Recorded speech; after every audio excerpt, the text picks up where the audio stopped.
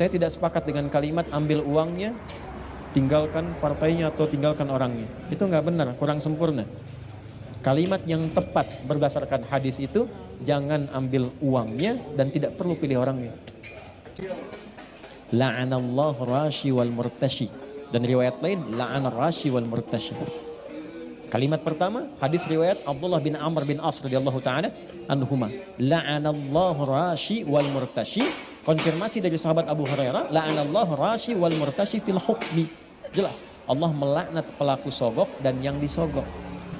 Lalu muncul hadis lain dikonfirmasi, ya, takunu kama yuwalla alaikum. Anda itu akan mendapatkan sosok pemimpin sesuai karakter Anda. Kalau andanya mudah menerima uang-uang seperti itu, besok pun dia akan cari uang lagi untuk menutupi apa yang dia berikan pada Anda. Jadi kalau Anda mencela, mengutuk dan sebagainya, itu adalah hasil yang didapatkan dari perbuatan yang rendah seperti itu.